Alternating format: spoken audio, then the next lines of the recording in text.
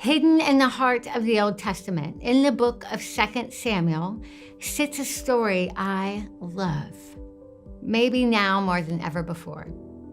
It's a story of a man named Mephibosheth. Mephibosheth had been born into privilege, the grandson of King Saul. That means from the day he took his first breath, Mephibosheth was a prince. But then God removed King Saul from his throne and gave it to a young shepherd named David. Thus Saul's relatives now feared for their lives. According to the Bible, a nurse dropped the young Mephibosheth as she hurried to escape the palace. As a result of the fall, Mephibosheth ended up permanently disabled in both feet. In other words, in the span of a single day, Mephibosheth went from prince to pauper, from whole to broken. Talk about a life-altering event. We don't know much about what happened to Mephibosheth in the years that followed until we pick up his story in 2 Samuel 9. King David at that point remembers Saul and wants to do something to honor his family. So he calls a servant by the name of Ziba to find out if any of Saul's relatives remained alive. Ziba tells King David about Mephibosheth, and David orders Mephibosheth be brought to him. Now, I've tried to imagine how I would feel if I was in Mephibosheth's shoes. He's disabled, destitute, and in hiding. For years, he feared for his life, knowing anonymity was a secret to staying alive. And then a day comes when he's dragged before the king.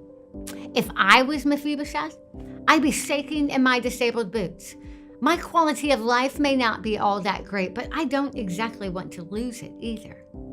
Mephibosheth shows up at the palace and falls face down before the king.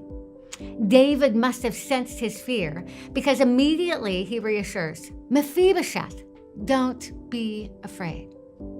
Now, what follows next is both mind-blowing and beautiful. David doesn't see Mephibosheth's brokenness, his lame feet, and his poverty. David sees an honored history. In both love and mercy, David restores Mephibosheth's place, giving him his grandfather's land and his inheritance.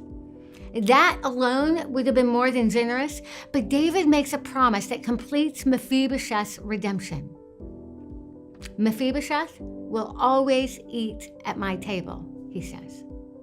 In other words, David wanted this broken man to know he was no longer an exile, but a son.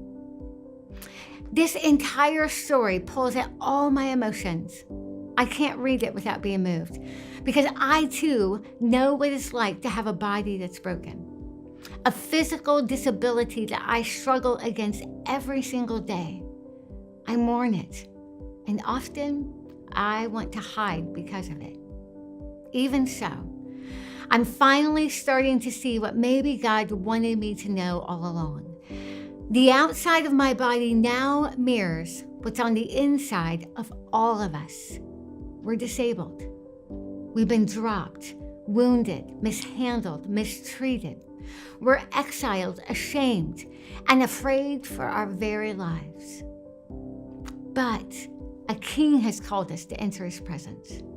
A king who doesn't want to deliver death, but to restore life. You will always eat at my table, he says. You're no longer an exile. You're a son, a daughter, one of my own. This is his promise to us, a covenant he cuts at his expense, not ours. But we have a choice to make, you and I. Will we focus on our brokenness or on our place at the table? Will we question our worthiness or accept our redemption? As far as the king is concerned, it's already done. We're no longer paupers in hiding. We're sons in the presence of the king. But you and I have to choose where we'll sit. Come to the table, my friend. Run, limp, crawl if you have to. It doesn't matter. Claim your place. Claim it and rest.